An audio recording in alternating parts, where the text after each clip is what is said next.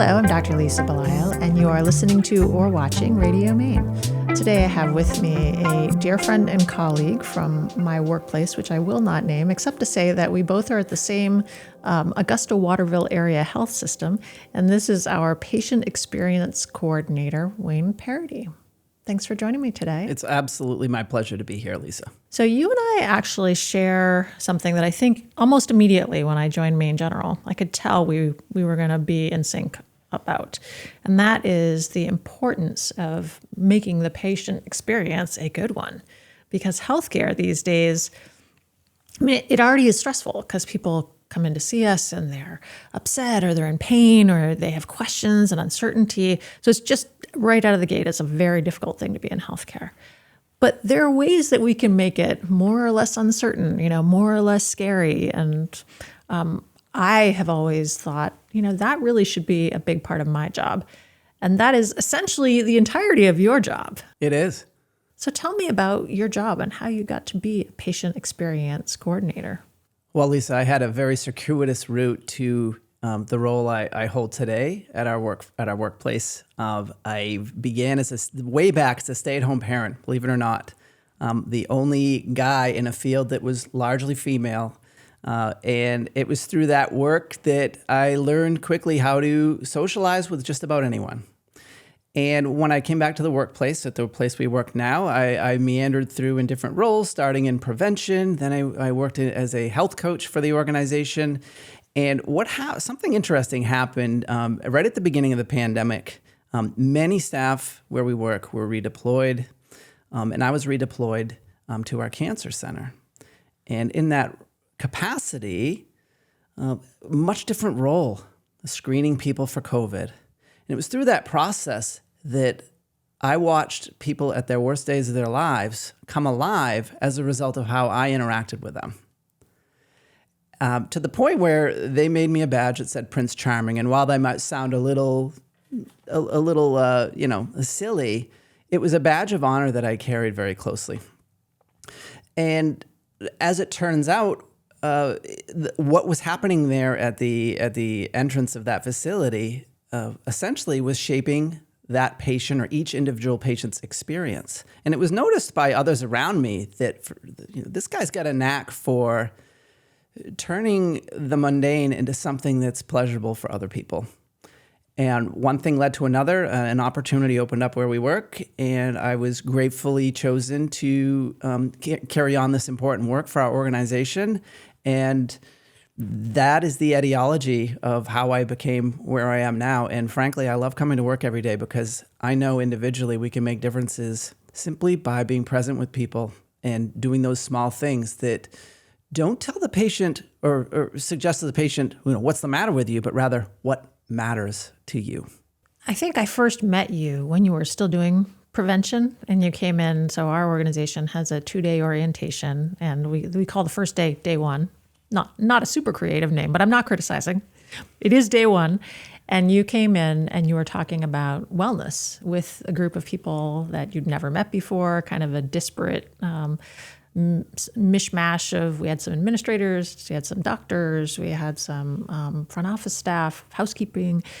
And you were like, I am going to get everybody excited about healthy living and prevention and, wearing our Fitbits and wearing our sneakers and what can we do for you to make your life better? And I could tell that day that you had this background in health coaching, that you're like, I'm going to try to get this group excited. I don't know them, they don't know me, but I'm going to try to get this group excited. Why did you go into kind of the area of health coaching that you started with where I first intersected with you? I was always fascinated by behavior change and other models for behavior change, whether it's the trans-theoretical model, motivational interviewing. I really enjoyed psychology and social sciences.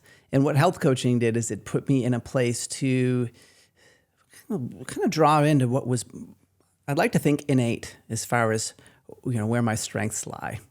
And amusingly, in a way, as this translates very closely into my current position, with patient experience, it's leveraging behavior to create sweeping change in our, or continued process improvement changes with our entire staff to effect a change that builds loyalty at our hospital.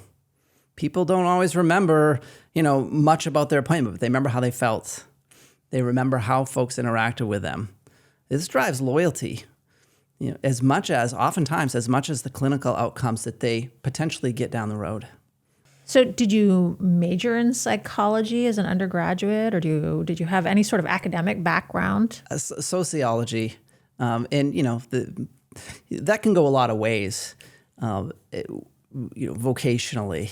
But I was drawn to cognitive behavioral work and aspects of behavior. That background drew me to this type of work.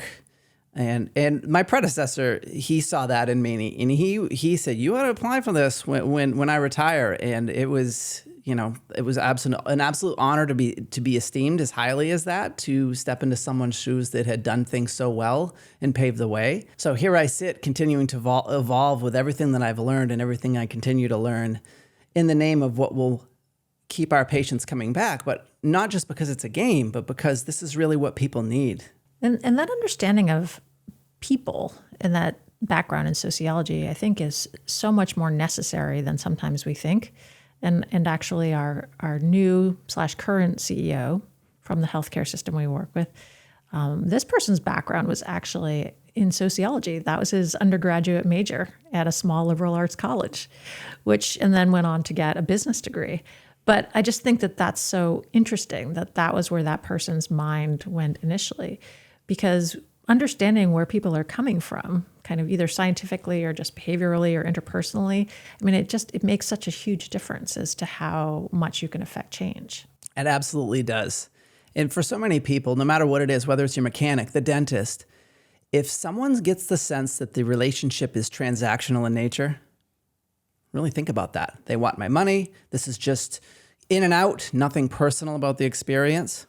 I'm wooable elsewhere. I want to go someplace where someone knows who I am, uses my preferred name, remembers things about what I shared with them the last time. These are quote unquote soft skills. These are critical skills. These are skills that keep any organization healthy. Starbucks, you name it. If they do these things better, they're going to gain more market share. Coffee's the same pretty much everywhere. I suppose I'll admit off the record, since no one's watching this, that I'm a coffee snob, so I have my preference. But with that said, coffee's coffee. Groceries are groceries. People go to certain places. It's because of their experience there, their loyalty. We drive that every day with every interaction we have with every individual person. One of the reasons I wanted to have you come in and talk with me on this show is because I had watched a grand rounds that you gave, and it was about communication, which of course we're talking on a show, so it's about communication, right? So for me, this is extremely dear to my heart. And I've heard people say, well, what difference does it make? They're just words. It's just semantics. And I'm like, I do not believe in that at all. I think words are everything, and how they're delivered is everything. And so when you are giving this grand rounds, that was so kind of focal to the message that you were sharing. Did somebody ask you to give that grand rounds about communication and patient experience, or was this something that you came up with on your own? It's something I came up with on my own, because what underpins most dissatisfaction in any experience is a lack of communication. People mean well. But that doesn't mean the words that folks use are going to align with their meaning. Many studies show that our words are just a small part of our communication. Our body language is the biggest part, our tone. I could say something that sounds creepy, and then the next sentence say the same thing, and it sounds welcoming. How are you? How are you? Right? There's two different things, same words. And we have to be absolutely cognizant of the tone we use, our word choice, how we apologize, how we do service recovery. If we do these things in a way that blames someone else or puts them on the defensive, we are swimming upstream at that point. So it's absolutely crucial to challenge our teams to look at how individually they communicate with our customers, to ensure that people are spreading the word about us. There's an expression: when you're good, you tell people. When you're great, people tell you. I use this analogy a lot. We all know that singer who says they're a good singer. And well, I'm sure you are, right? But if we hear that from somebody else, all of a sudden they're a good singer. In any hospital, any restaurant, any ice cream shop, when it's great, people tell other people about it. And we want to be who people talk about for all of the reasons mentioned before. It's been difficult during COVID to try to get back to a place of I think, mutual kindness within healthcare. I mean, everybody right now is still feeling a little less resilient than usual, a little more tired. We're still working through things that happened maybe with our kids or our parents and you know, the adjustments we had to make. It's getting better over time. But I think oftentimes, because again, we are the interface where somebody comes in to see us when they are feeling their worst in healthcare. It makes it really hard because in healthcare, you know, you and I never stopped working. We were there through the whole pandemic. We were not taking time to walk in the woods or, you know, somehow replenish our souls. I'm not sure that anybody else truly was either in COVID, just to be clear. But how do you help people on both sides who are already feeling a little sensitive, a little tired, a little less resilient? How do you help them understand one another and come to a place where you can say, listen, I got you. You know, you are not in your best place, but let's try to work together on this. Well, related to my role specifically, I have the good fortune of bolstering our staff with our positive feedback from our patients. Every day, one of the joys of my work is to find something very, very personal that I can share directly with our medical staff, heck, our nurses, our janitorial staff. It's irrelevant who it's about. If it's personal and has detail, I want them to know what they did that touched somebody else versus the vague feedback of they did great. That to me, that's, you know, it's nice, but I want the details that A, reinforce the behavior, and B, bring a huge smile to someone's face to know that what they do matters. What they do will, you know, there are things they do that can fill their own cup. Now, on the patient side, I hear a lot of things that we could do better. It is one of the joys of my work also is to talk with these folks, to learn what we could do better, and to validate where we could improve, and to restore their faith that their voice matters, and, you know, ideally earn their loyalty back, not with words, but with our proposed actions for the future. So it's really both sides. I get interacting with both segments of those who interact through the patient experience is where the groundwork happens and where I come alive as an employee. Because you and I work closely together on multiple service lines, Yes. I get to be the recipient of your emails that detail out patient experiences across the board. There's one favorite email that I think is maybe a monthly email that starts with all of the patient comments that are essentially like a level 0. Like, these are the worst things that have come across our desk. And thank goodness we get to the end of the spreadsheet and we get all the, I don't know what it is, level 5 or whatever the highest level is. And there's some great comments. But wow, it is so hard to read through all of the comments because people do have a broad range of experiences, and not just our health system, every health system.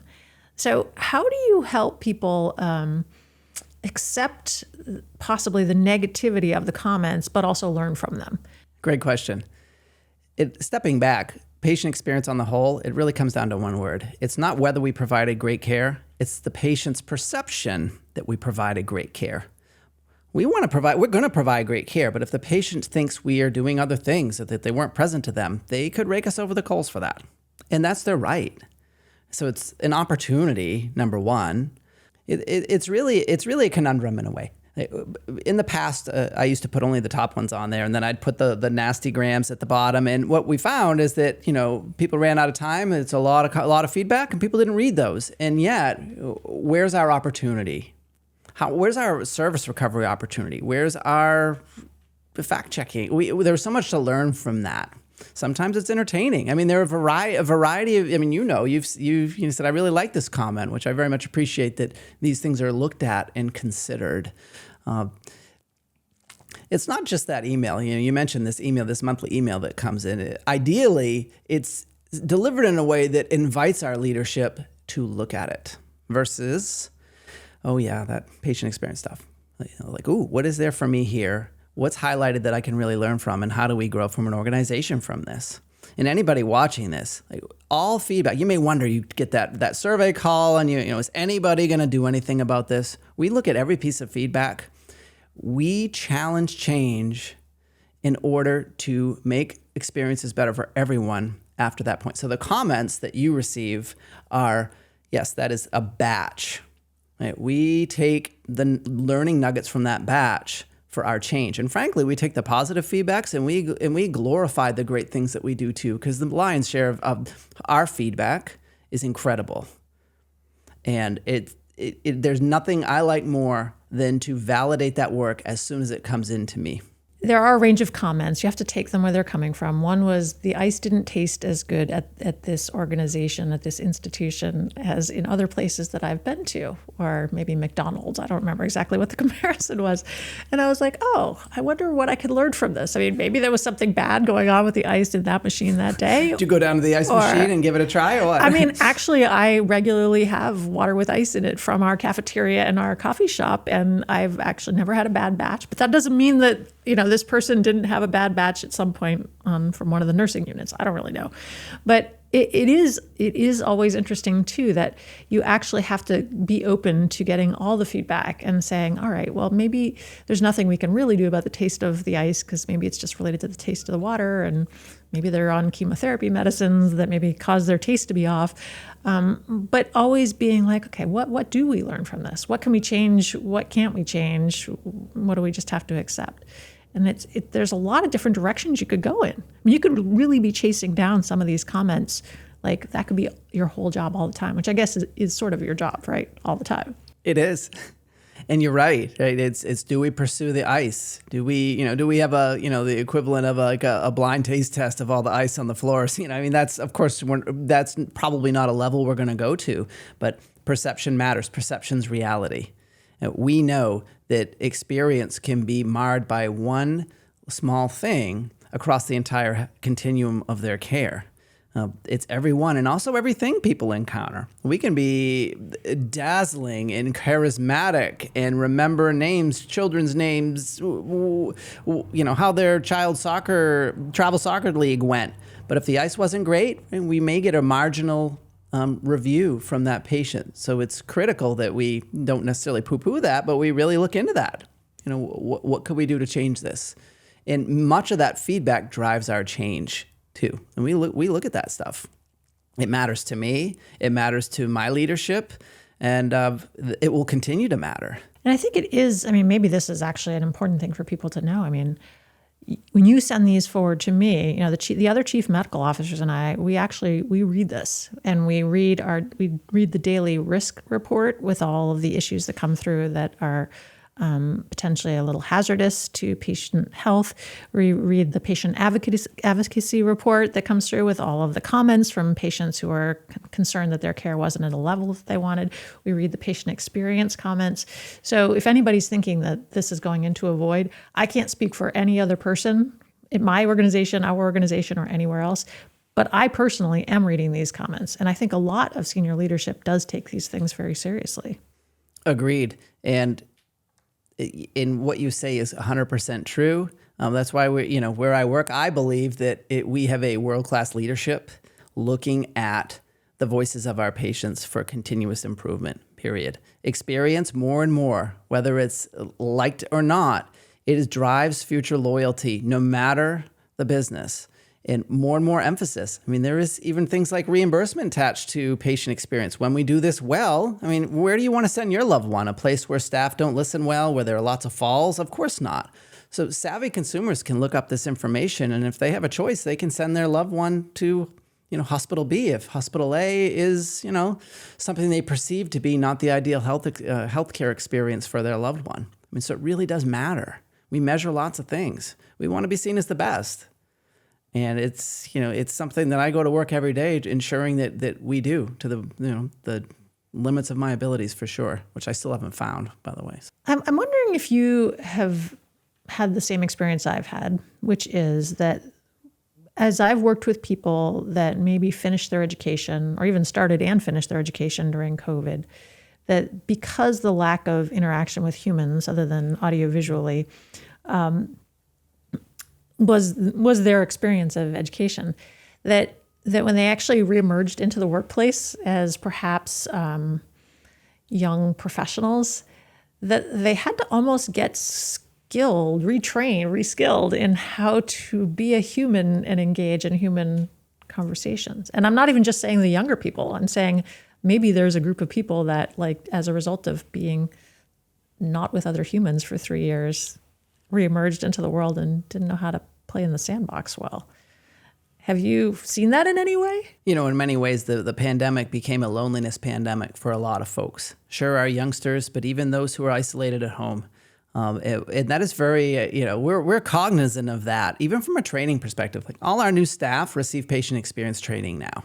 So that way the person checking in staff isn't feeling awkward about it. They know the best practices that reduce anxiety for those coming into the building. Those who are coming into the building may be in that post-pandemic, coming out of that loneliness place. Few like to admit loneliness.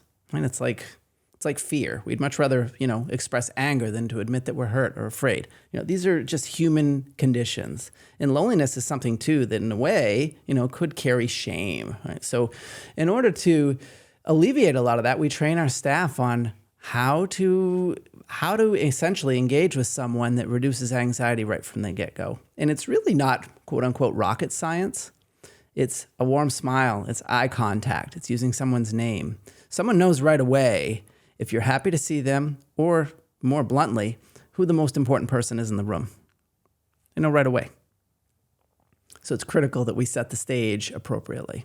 Well, one of the most enjoyable things that I do with medical staff, and not necessarily medical staff that are in any way, let's say, remedial or in a place of growth, we'll say.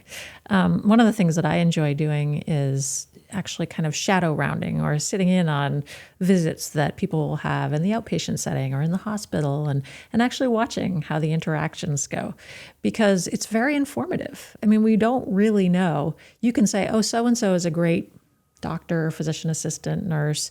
But unless you're actually in there with that patient, it's really hard to know how that back and forth goes. So for me, I find it just fascinating and very helpful sometimes.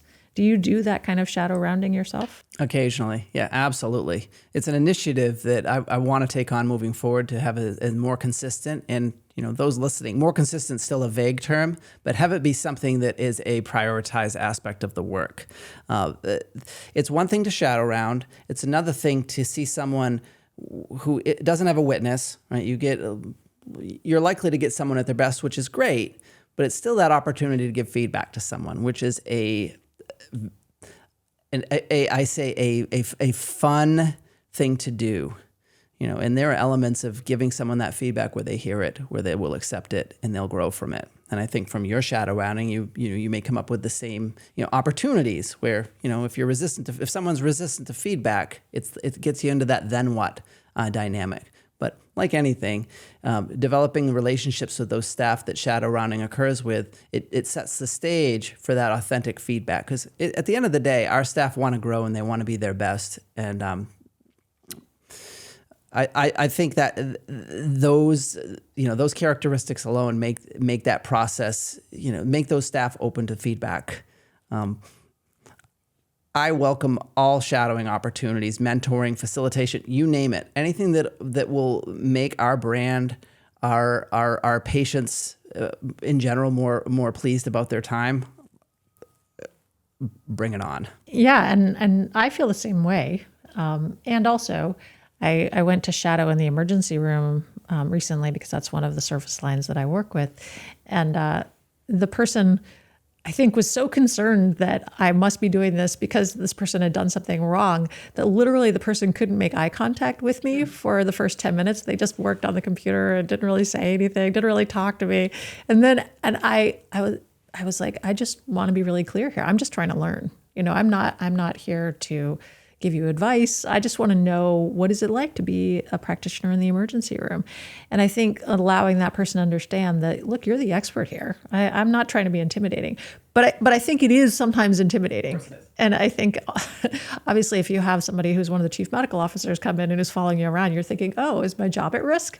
But how do we create that place of comfort where we say, look, we're a learning organization. We just want to learn from what you're doing in your work. How do we do that? I think what's been helpful, at least for me, when I go out with charge nurses or nurse managers who are new to their roles, their leadership is very much pushing it as an opportunity to get this right.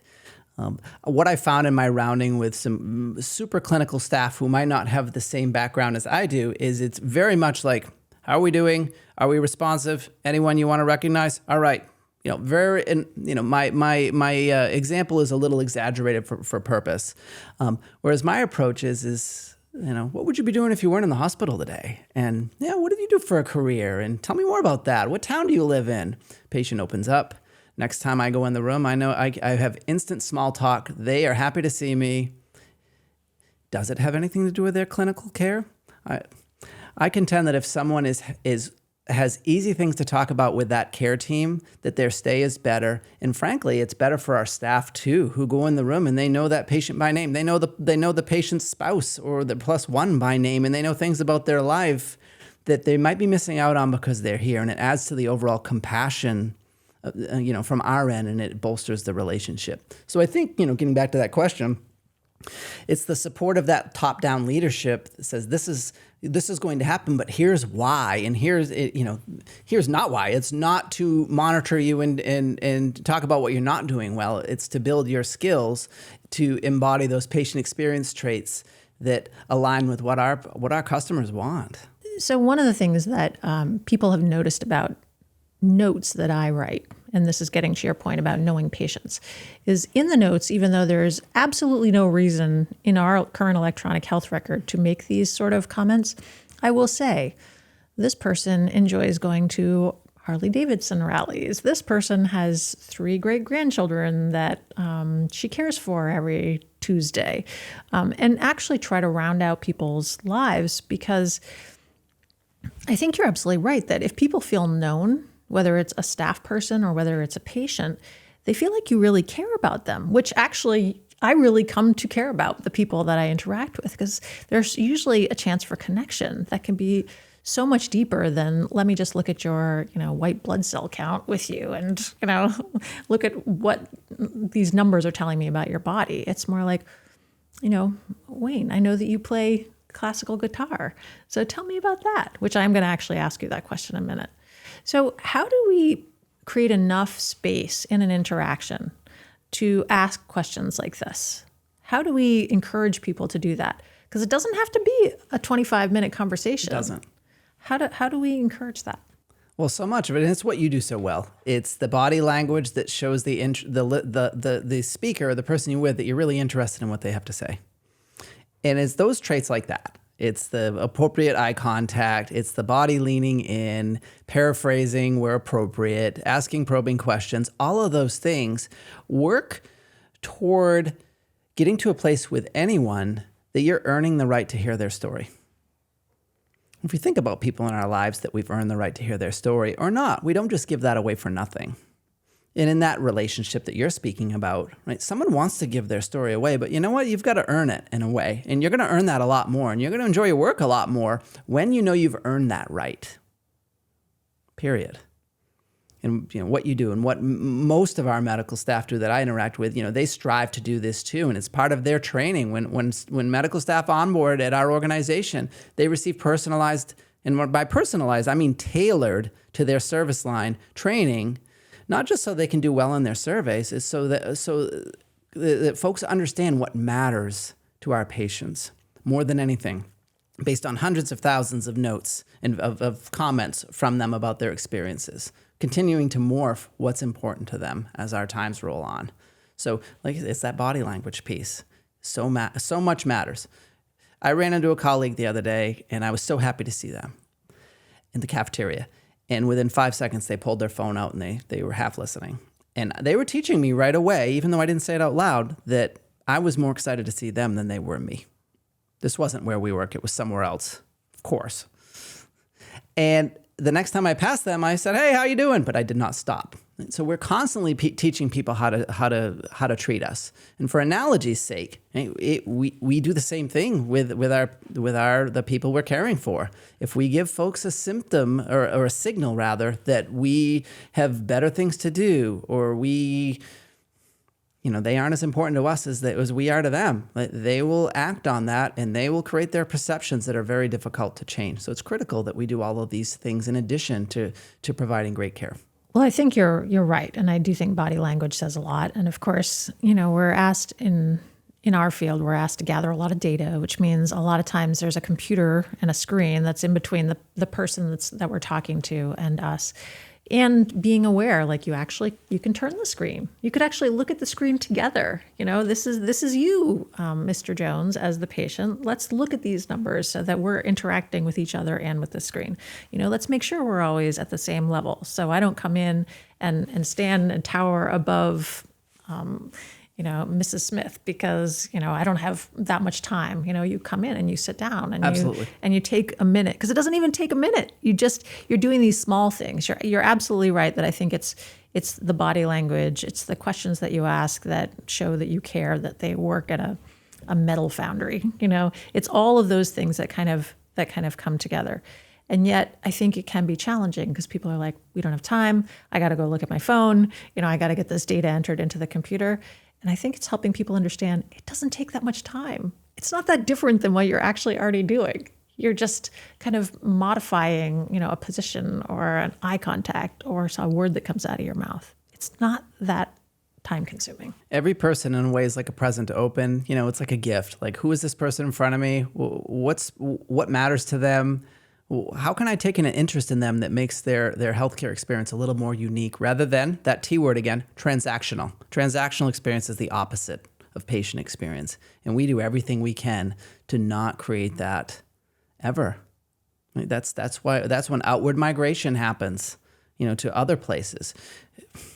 Right? I know that I will go somewhere because something's on sale. Now that's like a real life example. And the same thing about healthcare. If I think the service is better somewhere else, I am going to defect.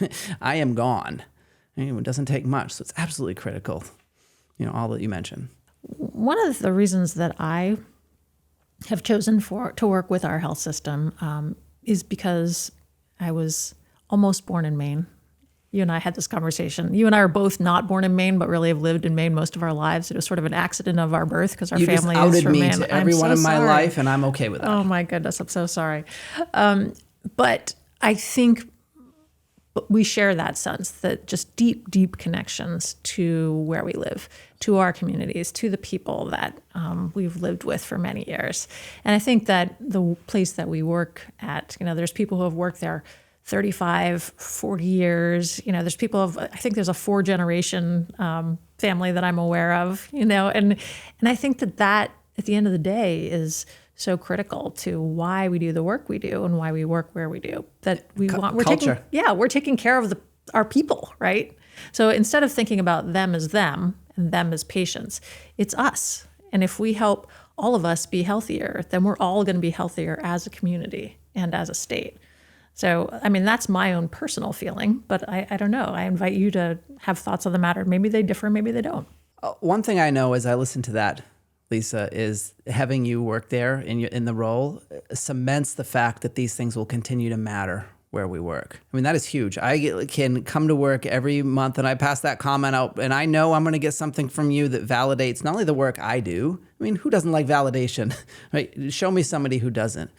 But it also validates the great things we do on the whole where we are. It's probably not unique to healthcare systems. It's just what I'm passionate about, and I believe that we provide world-class experience in addition to world-class care. Cemented by our leadership group and the people they choose to hire that embody those traits that drive loyalty to us. And do you think that this is related to being in Maine in any way, or do you think that this exists in some form in a lot of places? Well, I hope my accent hasn't been too nutso, and I say that with a wink and a smile.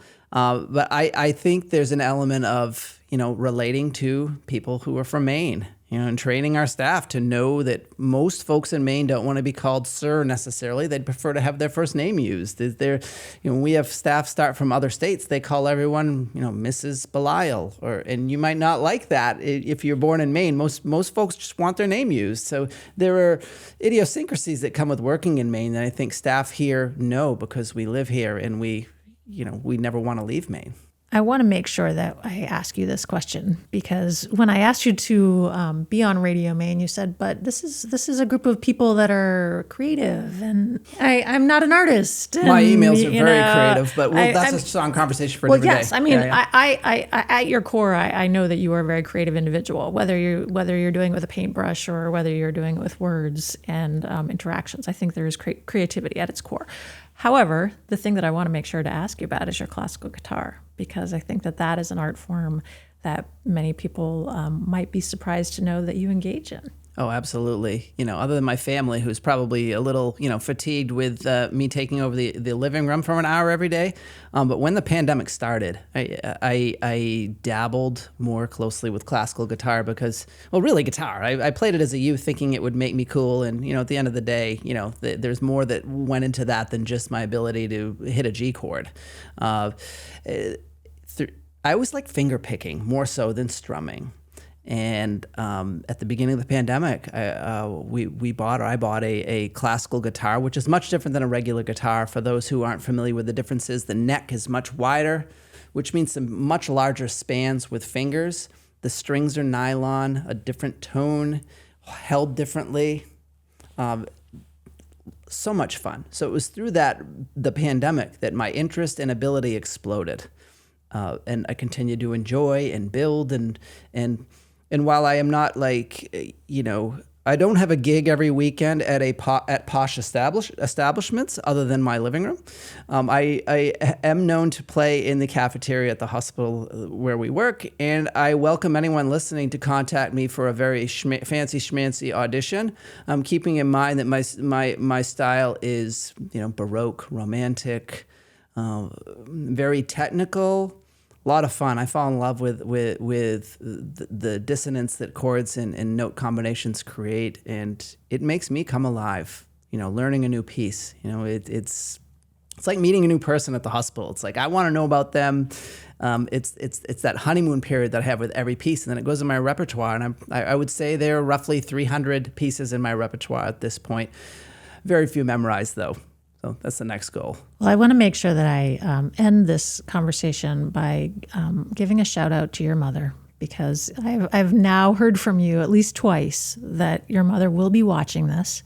And as I know, my mother, Mary, she and my father, Charlie, they actually watch this every week and they give me feedback.